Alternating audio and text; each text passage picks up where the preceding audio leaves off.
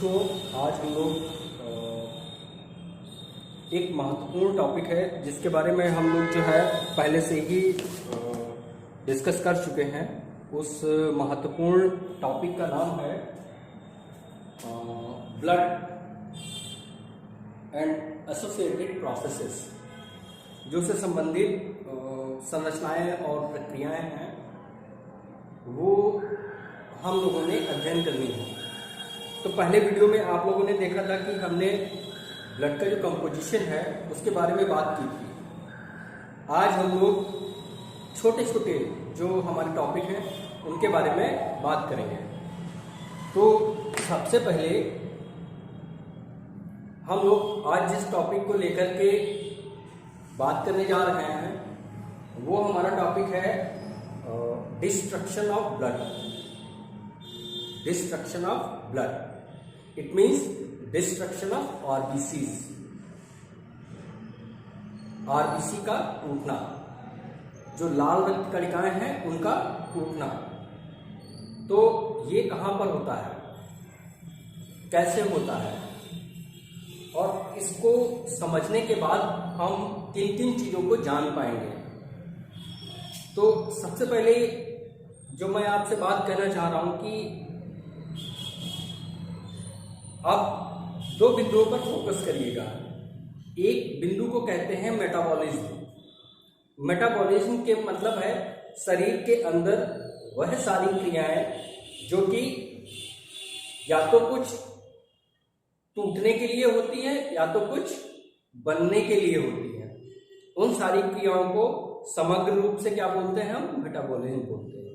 यानी एक प्रकार की क्रिया में कुछ टूटता है और एक प्रकार की क्रिया में कुछ बनता है। जिस प्रकार की क्रिया में कुछ टूटता है उसको बोलते हैं एनाबॉलिज्म, और जिस क्रिया में कुछ टूटता है उस क्रिया को कहते हैं कैटाबॉलिज्म।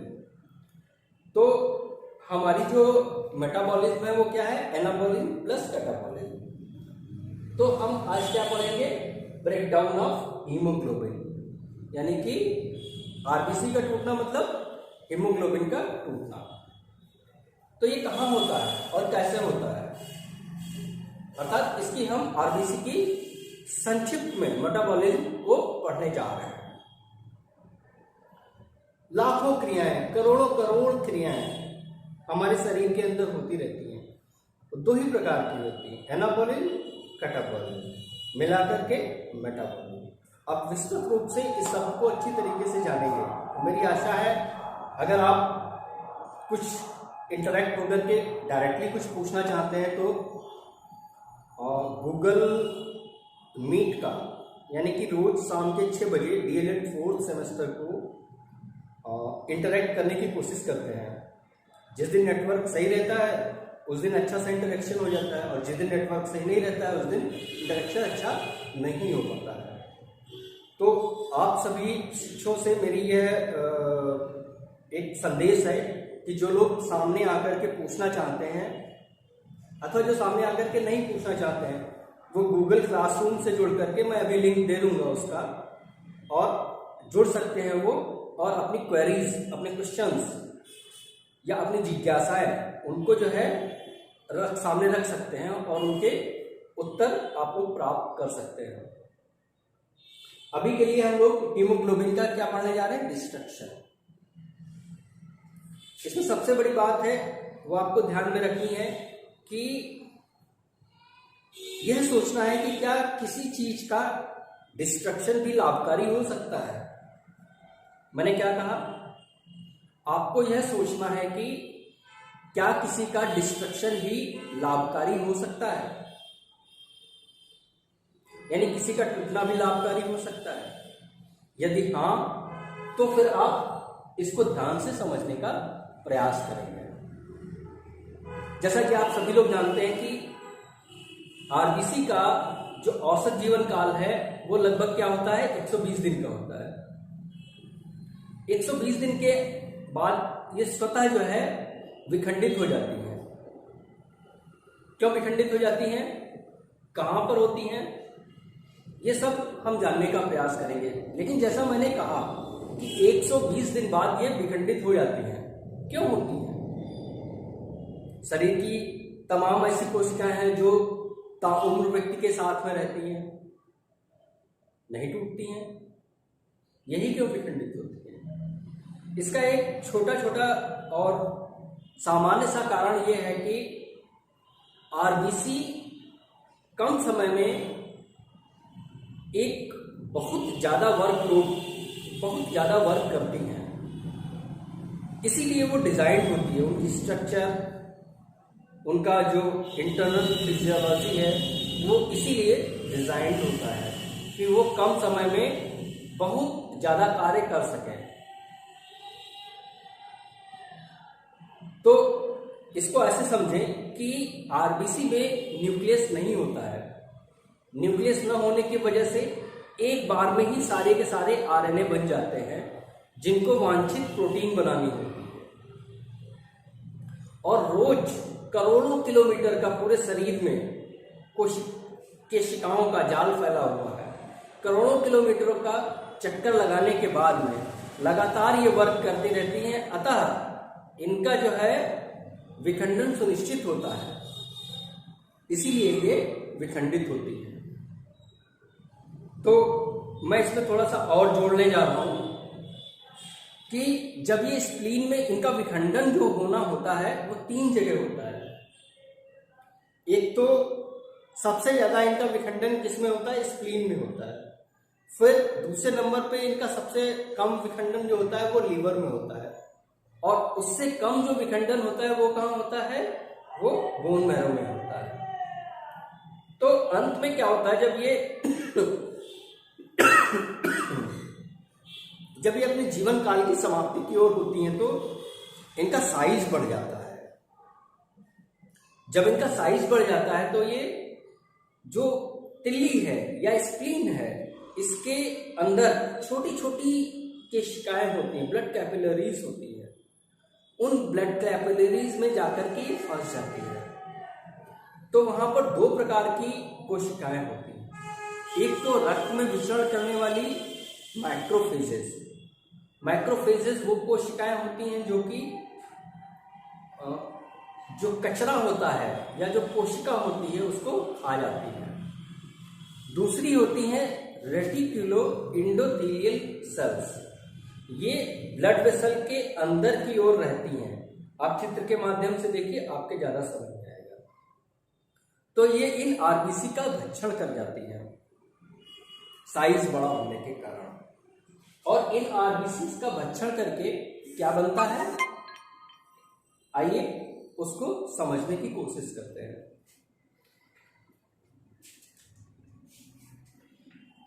हीमोग्लोबिन कहाँ रिलीज होता है? स्प्लीन में, यानी कि तिल्ली में। और उसके बाद में क्या होता है? हीमोग्लोबिन 2 चीजों का बना होता है। आप पिछला वीडियो उठा करके देखेंगे, आपको हीमोग्लोबिन की जो मॉलिक्यूलर स्ट्रक्चर है वो दिखाई पड़ेगी। तो स्प्लीन में किसमें टूटता है? हीम और ग्लोबुलिन प्रोटीन टूट जाता है। हीम क्या होता है ये हम जानने की कोशिश करेंगे। जो हीम होता है वह दरअसल आप जानते हैं कि हीमोग्लोबिन में आयरन होता है, जिसकी वजह से इसका रंग लाल होता है। तो जो आयरन होता है वो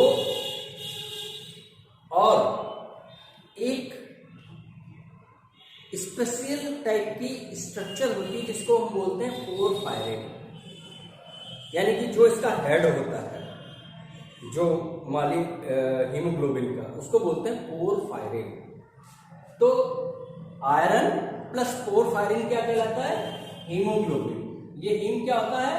यानी कि आयरन प्लस पोरफायरिन। तो क्या हो गया? ये हीम हो गया। ठीक है। हीम जो है दोबारा टूटता है। किसमें दोबारा टूटता है? एक जो हीम का भाग उपयोग में लाया जा सकता है पुनः, तो इसको क्या बोलेंगे? यूजेबल, यानी कि हीम का वह भाग जो पुनः उपयोग में लाया जा सकता है उसको क्या बोलते हैं हम? यूजेबल, यानी उपयोग में लाने वाला भाग। यह कहा जाता है, यह बोन मैरो में जाता है। बोन मैरो मतलब अस्थि मज्जा में। वहां पर क्या बनता है? वहां पर इससे पुनः हीमोग्लोबिन जो निर्माण होता है वह इसके द्वारा होता है। दूसरा क्या होगा? पोरफायरिन। पोरफायरिन कहा जाता है और उससे क्या होता है आइए देखते हैं। ये हीम है, इसका जो नॉन यूजेबल जो पार्ट होता है, यानी कि जो अनुपयोगी भाग होता है, उसको बोलते हैं पोरफायरिन। तो पोरफायरिन किसमें कन्वर्ट होता है? बिलीवर्डिन। बिलीवर्डिन एक हरे रंग का पिगमेंट होता है, यानी वर्णक होता है, ठीक है, और यह पित्त के साथ में रिलीज होता है। फिर बिलीवर्डिन से क्या बनता है? बिलीरुबिन बनता है, कन्वर्ट होकर के बिलीरुबिन बनता है। बिलीरुबिन क्या होता है? ये एक येलो ऑरेंज पिगमेंट होता है। हमारी जो फीकेस होता है, यानी कि जो स्टूल होता है, यानी कि जो मल होता है, इसका हरा पीला रंग है, किसकी वजह से होता है? बिलीरुबिन और बिलीवर्डिन की वजह से ही होता है। और पित्त का हरा पीला नारंगी रंग भी इन्हीं के कारण होता है। तो ये जो बिलीरुबिन और बिलीवर्डिन है, ये कहाँ बनती हैं? ये वह मैक्रोफेजेस, और चित्र के माध्यम से देखिए, वह मैक्रोफेजेस जो स्प्लीन के अंदर है, वह इनका विखंडन कर देती हैं और रक्त से होते हुए ये पुनः किसमें मिलते हैं आकर के? पित्त में, यानी बाइल में मिलते हैं आकर के। कहाँ बनते हैं ये बनते हैं मैक्रोफेजेस में। कहाँ? मैक्रोफेजेस जो कि स्प्लीन में है।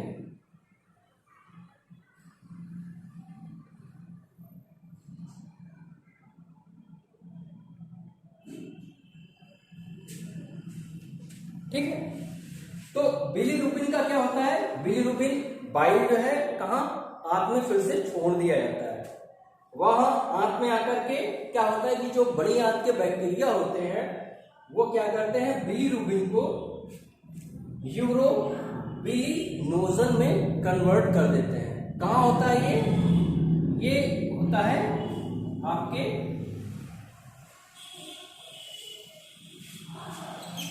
लार्ज इंटेस्टाइन में। कहाँ होता है? लार्ज इंटेस्टाइन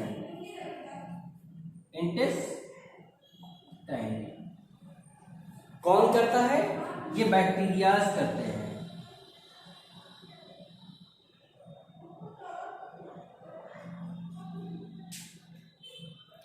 अब देखिए, लार्ज इंटेस्टाइन यानी बड़ी आंत में यूरोबिलिनोजन को किसमें तोड़ा जाता है? यूरोबिलिन में तोड़ा जाता है और स्टर्कोबिलिन में तोड़ दिया जाता है, और इसको पुनः कहाँ छोड़ दिया जाता है? रुधिर में छोड़ दिया जाता है। किसको? यूरोबिलिनोजन को। कहाँ? ब्लड में। ब्लड से ये कहाँ, चूंकि नॉन यूजेबल है, ये हमारे शरीर का किसी कोई काम का नहीं है, तो ये कहाँ से निकाल दिया जाएगा? ये पेशाब के साथ में निकाल दिया जाता है।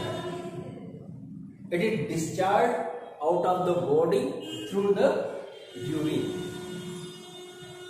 and you will be amazed to know that the yellowish color, straw color of the urine is due to the pigment, that is the urobilin. Urine का, पेशाब का जो पीला रंग होता है वो किसकी वजह से होता है? वो यूरोबिलिन पिगमेंट की वजह से होता है। वैसे मैं एक पिगमेंट और नाम लेना चाहता हूं जिसको बोलते हैं यूरोक्रोम।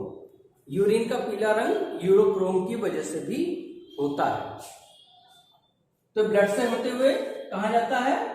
किडनी, और यूरिन के द्वारा ये बॉडी से बाहर कर दिया जाता है। दूसरा हम ध्यान देंगे इसको, स्टर्कोबिलिन।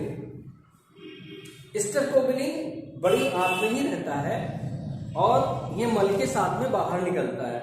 तो जो मल का भूरा ग्रीनिश कलर होता है वो किसकी वजह से होता है? स्टर को बिलिंग की वजह से ही होता है। तो आप इसको ऐसे भी समझ सकते हैं, यानी कि जो बोन मैरो में हीम है उससे फिर से क्या बनता है? हीमोग्लोबिन बनता है। यह इसकी साइकिल है, यह इसकी मेटाबॉलिज्म है। और ये डिफरेंट जो कंपाउंड बने हैं इनको क्या बोलते हैं? इंटरमीडिएट मेटाबोलाइट्स, यानी कि बीच में बनने वाले विभिन्न प्रकार के कंपाउंड्स। तो अब हम जरा इनका उपयोगिता भी समझ लेते हैं। मैंने कहा कि क्या, मैंने आपसे पहले बोला था कि क्या किसी का टूटना भी लाभकारी हो सकता है? निश्चित रूप से हाँ।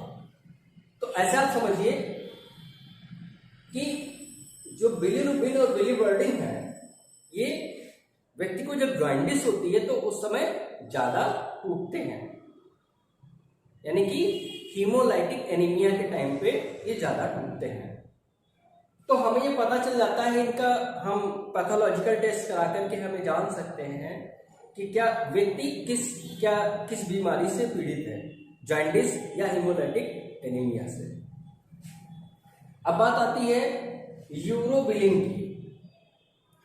यूरोबिलिन कंपाउंड का होना 0.2% इसकी नॉर्मल रेंज है यूरिन में। ये दर्शाता है कि आपका यूरिनरी ट्रैक्ट के मतलब जो किडनीज हैं, यूरेटर्स हैं, यूरिनरी ब्लैडर है, यूरेथ्रा है, ये कॉमनली फंक्शन कर रहे हैं, अच्छे ढंग से फंक्शन कर रहे हैं। अगर इससे कम होता है तो भी एब्नॉर्मल, और उससे ज्यादा होता है तो भी एब्नॉर्मल। स्टर्कोबिलिन जो कि एक ब्राउनिश पिगमेंट है, यह क्या करता है? इंडिकेट करता है। किस चीज को इंडिकेट करता है? किसी भी वाटर बॉडी में जो ऑर्गेनिक जो पॉल्यूटेंट्स हैं उनको इंडिकेट करता है, यानी उनका एक मानक है। विभिन्न प्रकार की नदियां हैं, विभिन्न प्रकार के हमारे जलाशय हैं, इनमें अगर हमें जो ऑर्गेनिक पॉल्यूटेंट है उसका अगर पता लगाना है तो हम किस मानक का उपयोग करते हैं? हम स्टर्कोबिलिन की प्रेजेंस का हम क्या करते हैं?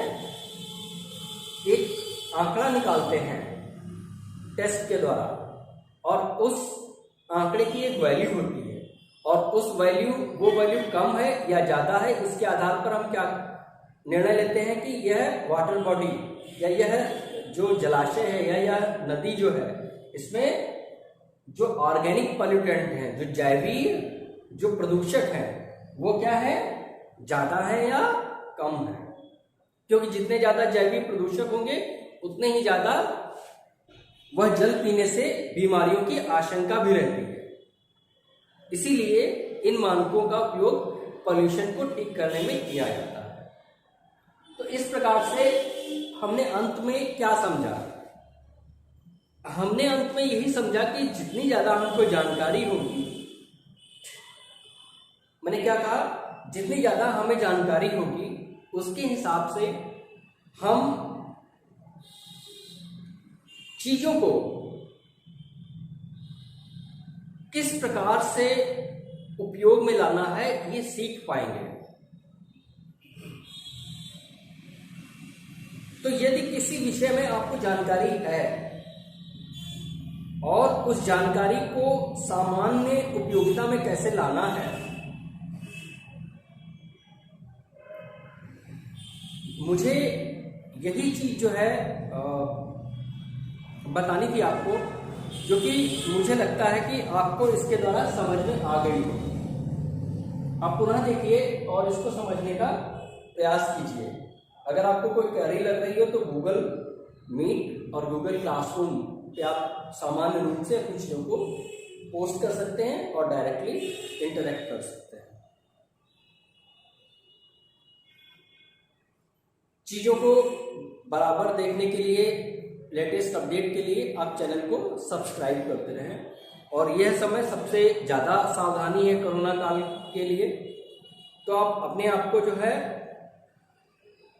काफ़ी बचा करके रखें, काफ़ी सजग रहें, सतर्क रहें और जितना कम हो सके आप बाहर उतना कम निकलें और निकलें तो पूर्ण रूप से सावधानी बरतें।